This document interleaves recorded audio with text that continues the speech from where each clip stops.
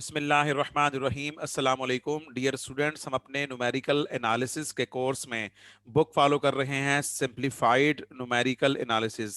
हम हैं चैप्टर 6 पे, जो कि है लीनियर सॉल्वर्स के बारे में, यानी उन मेथड्स के बारे में जो कि एक system of linear algebraic equation को सॉल्व करने के लिए होते हैं।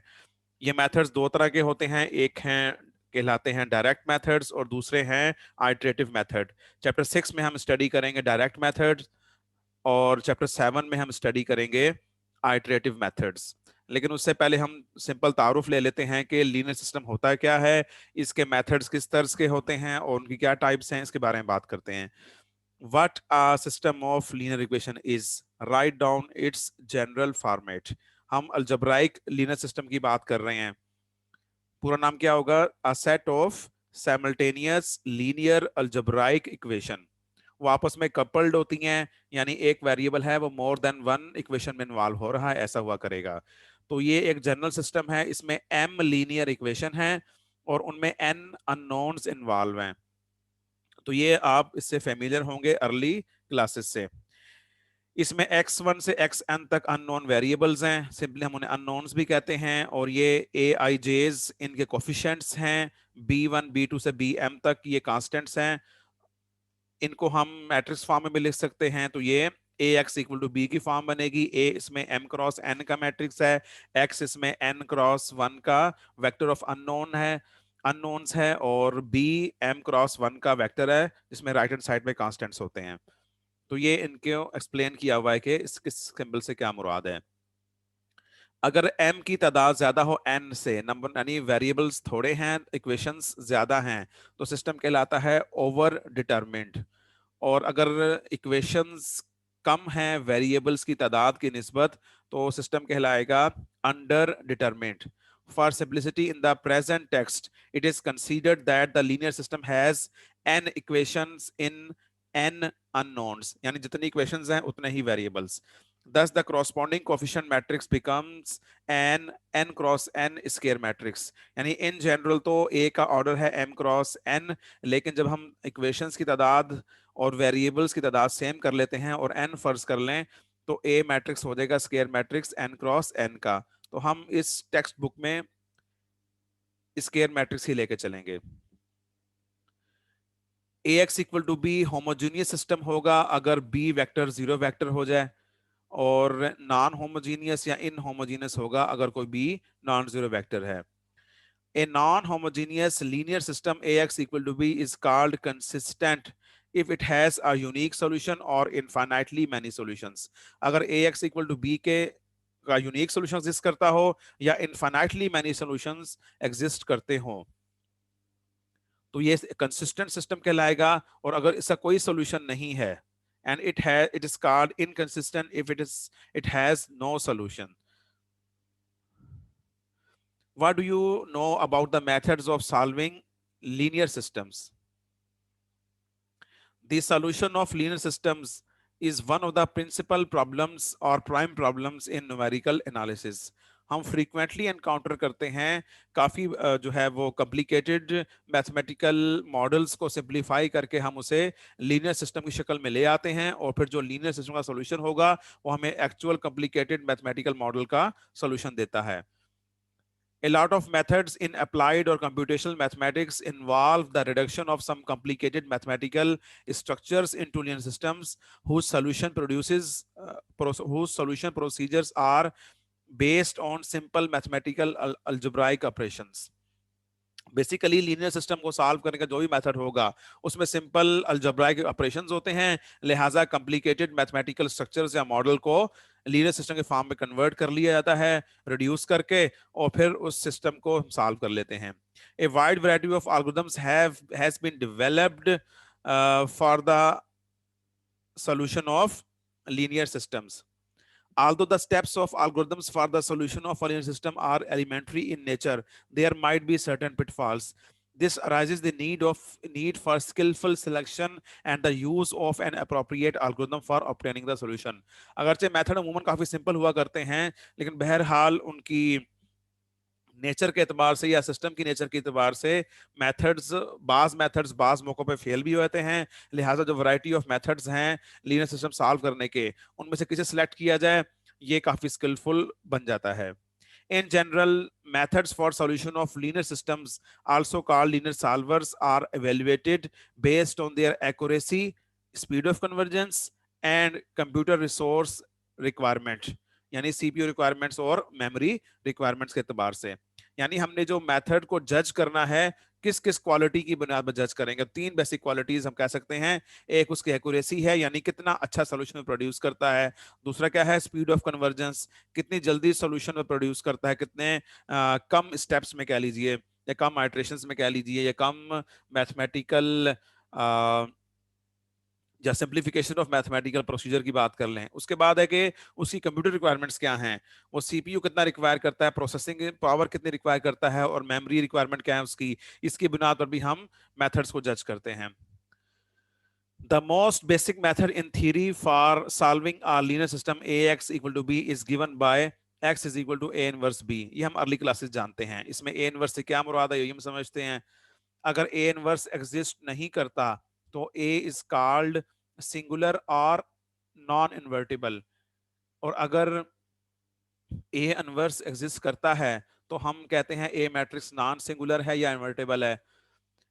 और अगर डिटरमिनेंट ऑफ a 0 आ जाए, then a inverse does not exist and the system ax equal to b does not have a unique solution.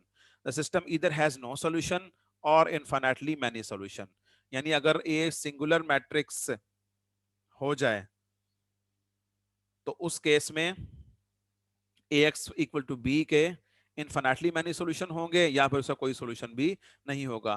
Note that the linear solvers usually attempt to find the unique solution of the given linear system.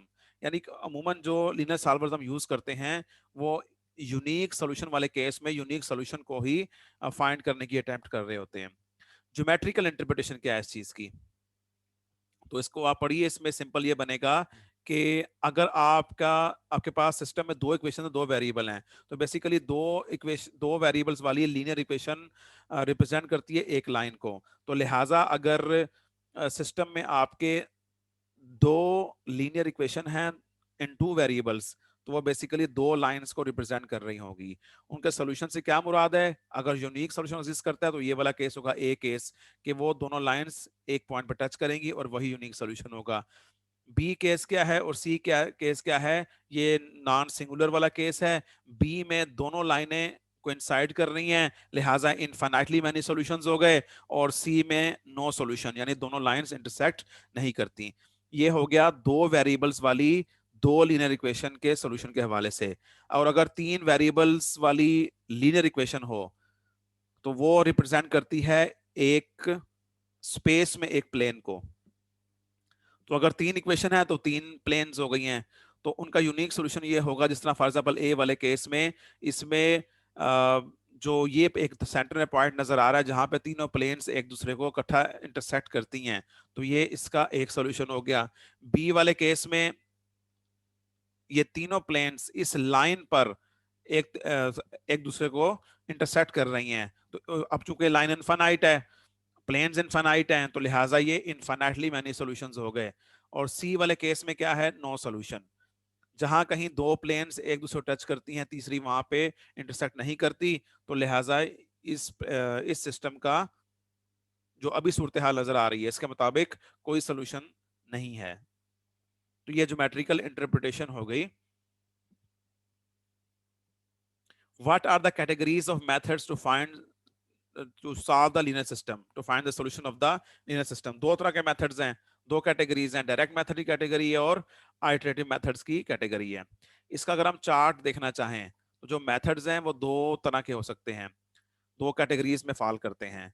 Direct methods हैं और iterative methods हैं। खास बात क्या है इनकी, direct method में further आप तीन कैटेगरीज बना लें। पहली वो मेथड्स हैं जो कि बहुत ही स्मॉल सिस्टम्स के लिए होते हैं, उनमें इनवर्स बेस्ड मेथड्स भी हैं जो कि आप देख चुके हैं, x equal to a inverse b वाला मेथड, ग्राफिकल मेथड कि आप ग्राफ स्केच कर ले, अभी हमने पिक्चर्स देखी हैं, ग्राफ स्केच करके भी उनका पॉइंट ऑफ इंटरसेक्शन अगर हम देख लेते हैं। इसके बाद क्रैमर्स रूल है, ये भी एक मेथड है, आप जानते हैं, लेकिन ये सारे मेथड्स बहुत छोटे सिस्टम्स के लिए वर्क करते हैं, बड़े सिस्टम्स के एतबार से काफी हेक्टिक और इम्प्रैक्टिकल हो जाते हैं। एलिमिनेशन मेथड्स हैं, उसमें एक नेव गाशियन एलिमिनेशन मेथड है, और फिर नेव गाशियन एलिमिनेशन मेथड को हम नेव यूज करने के बजाय विद पिवटिंग यूज कर लेते हैं। पिवटिंग तीन तरह की हैं, पार्शियल पिवटिंग है, स्केल्ड पार्शियल पिवटिंग है, और कंप्लीट पिवटिंग है। फैक्टराइजेशन मेथड्स हैं, ये इन्हें हम एल यू फैक्टराइजेशन मेथड्स भी कहते हैं। इसमें दो जो खास हैं वो हैं डू लिटिल्स मेथड है, क्राउड्स मेथड है, इसके अलावा एक चोलस्कीज मेथड भी है, हमारे टेक्स्ट बुक में एक्सप्लेन किए गए हैं। इलिमिनेशन मेथड में एक गॉस जॉर्डन मेथड भी होता है। तो डायरेक्ट मेथड्स में तीन तरह के कैटेगरीज बन जाती हैं। आइटरेटिव मेथड्स में आप दो कैटेगरीज बना सकते हैं, स्टेशनरी मेथड्स और non stationary methods. Stationary methods में गास जकोबी मेथड है या सिंपली जकोबी मेथड है, गास सीडल मेथड है, सक्सेसिव ओवर रिलैक्सेशन मेथड है, हमारे टेक्स्ट बुक में तीनों मौजूद हैं। आगे चलें तो ये जो नॉन स्टेशनरी मेथड्स हैं, इनके नामों का जिक्र कुछ यहाँ किया गया है, कुछ आगे भी आ जाएगा, ताहम ये एडवांस मेथड्स हैं और इस टेक्स्ट बुक का हिस्सा, इस टेक्स्ट बुक का हिस्सा नहीं है वो। तो ये हम इस तरह से एक चार्ट बना के मेथड्स की कैटेगराइजेशन दे सकते हैं। What are the distinct feature of direct methods and iterative methods for solving linear system? ये दो कैटेगरीज मेन हमने बनाई हैं, डायरेक्ट मेथड्स की और आइटरेटिव मेथड्स की। इनमें बुनियादी फर्क क्या है, तो यहाँ पे उनको लिस्ट डाउन किया गया है। द डायरेक्ट मेथड्स थ्योरेटिकली हम कह सकते हैं कि वो एग्जैक्ट सॉल्यूशन प्रोड्यूस करती हैं, आल्दो जब हम काम करने बैठते हैं तो उसमें राउंड ऑफ एरर आ जाती है, लेकिन आप समझते हैं कि राउंड ऑफ एरर तो असल में एक न्यूमेरिकल या मैथमेटिकल एरर नहीं है, बल्कि वो तो सिस्टम कोई की तरफ से, कंप्यूटर की तरफ से हैंडलिंग की एरर है, वो मैथमेटिकल एरर नहीं है। तो बहरहाल जो सोल्यूशन प्रोड्यूस करते हैं मेथड इटसेल्फ, वो एग्जैक्ट सोल्यूशन होते हैं, या ऐसी कोई रीजन नहीं है, कोई मैथमेटिकल उसमें कोई किसी तरह की एरर इन्वॉल्व नहीं होती। राउंड ऑफ कर दे तो अलग बात है। require complete storage of the coefficient matrix as a square matrix irrespective of the sparseness of the system। बाज का ये होता है कि जो ax equal to B system में a मैट्रिक्स है वो स्पार्स भी हो सकता है, क्या पता डेंस मैट्रिक्स ना हो। दो तरह के होते हैं, स्पार्स और डेंस मैट्रिक्स। स्पार्स मैट्रिक्स में very large number of entries या परसेंटेज ऑफ एंट्रीज, यानी समझ लें कि मुमकिन है कि 90-95% एंट्रीज हैं ही सारी जीरो, और डेंस मैट्रिक्स में अक्सरियत नॉन जीरो की होगी। लेकिन जो डायरेक्ट मेथड्स हैं इनको सॉल्व कर, जो डायरेक्ट मेथड्स हैं ये जब सिस्टम सॉल्व करने लगते हैं तो ए को कंप्लीट सेव करते हैं, चाहे वो स्पार्स हो चाहे वो डेंस हो। इस लिहाज से इनकी कंप्यूटर मेमोरी रिक्वायरमेंट हाई है। Involve full matrix operation like finding determinant and inverse, इसमें इस तर्ज के फुल मैट्रिक्स ऑपरेशन इन्वॉल्व होते हैं। Are often used to solve linear systems having few equations, लिहाजा अगर इक्वेशन में थोड़ी आपके सिस्टम में थोड़ी सी इक्वेशंस हैं तो ये मेथड्स वर्केबल हैं, डायरेक्ट मेथड्स। और अगर नंबर ऑफ इक्वेशंस बहुत ज्यादा हैं, और प्रैक्टिकल देखा गया है कि ओडीईज और पीडीईज को न्यूमेरिकली सॉल्व करते वक्त जो आखिर में उनके लीनियर सिस्टम प्रोड्यूस होता है उसमें नंबर ऑफ इक्वेशंस बहुत ज्यादा हुआ करती हैं, लेकिन वो स्पार्स सिस्टम हुआ करते हैं। हर इक्वेशन में 2-3 टर्म्स हैं, बाकी 100-200 टर्म्स का कोफिशिएंट जीरो है, ऐसा भी हो सकता है। अक्सरियत जो है वो जीरो ही हुआ करती हैं। तो ऐसों के लिए अल्टरनेटिव मेथड्स बेहतर है जिनमें सिस्टम स्पार्स होता है और नंबर ऑफ इक्वेशंस ज्यादा होती हैं। और आइट्रेशन तो आप समझते हैं कि आइट्रेशन क्या होती है कि पहले आप एक इनिशियल सॉल्यूशन या इनिशियल गैस लेंगे और उसे iteratively same number of steps use करके आप वो सॉल्यूशंस इंप्रूव से इंप्रूव करते चले जाते हैं। तो इस तरह सक्सेसिव अप्रोक्सीमेशन का सीक्वेंस जनरेट होता है और आप चाहते हैं कि एग्जैक्ट सॉल्यूशन की तरफ कन्वर्ज करें। Iterative methods might be made, ये ऐसे हैं कि हम इन्हें इस तर्ज में इस्तेमाल करना चाहें तो कर सकते हैं, लाजमी नहीं है, मतलब चाहे तो कर सकते हैं कि वो मैट्रिक्स की स्पार्सनेस का फायदा उठा रहे कि जिसमें अक्सरियत एंट्रीज के जीरो है तो वो इस अंदाज में डील करे कि जीरो वाला हैंडलिंग आसान हो जाए। वरना अगर जहां जहां जीरो जीरो मौजूद है आप उसको प्रॉपरली हैंडल नहीं करेंगे या ट्रिकीली हैंडल नहीं करेंगे तो जहां जहां जीरो इन्वॉल्व है वहां फालतू में जीरो से मल्टीप्लीकेशन होती रहेगी। वो वैल्यूज हम अपने पास सेव करते रहेंगे तो जबकि वो जो है किसी फायदे की एज सच नहीं होंगी। इन मेथड्स में कैपेबिलिटी होती है कि हम इन्हें ट्रिकली यूज कर सकते हैं ताकि हम स्पार्सनेस का फायदा उठा सकें। Mostly involve simple mathematical operations, thus they are easy to program for computers. इनके प्रोग्रामिंग जो है उनकी निस्बत और आसान हो जाती है। Usually require a large number of iterations to converge to the exact solutions, are often used to solve linear system having a large number of equations, especially the sparse linear system। ये बात हो चुकी है। Conceptually, the solution of linear systems is not a topic of linear algebra.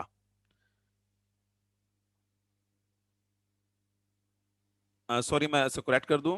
Conceptually, the solution of a linear system is a topic of linear algebra. However, there are two relevant facts.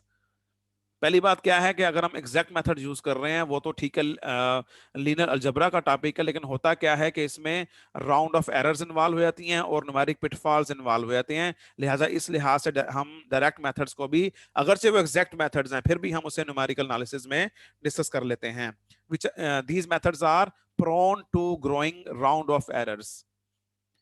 और अगर हम iterative method use करते हैं वो तो होते ही numerical methods हैं और अप्रोक्सीमेट सॉल्यूशंस प्रोवाइड करते हैं। लिहाजा हमारे पास एक फील्ड बन जाती है, एक एरिया बन जाता है, उसे हम कहते हैं न्यूमेरिकल लीनियर अलजेब्रा। यानी लीनियर अलजेब्रा का प्रॉब्लम है, हम उसे न्यूमेरिकल एनालिसिस के जरिए से सॉल्व कर रहे हैं।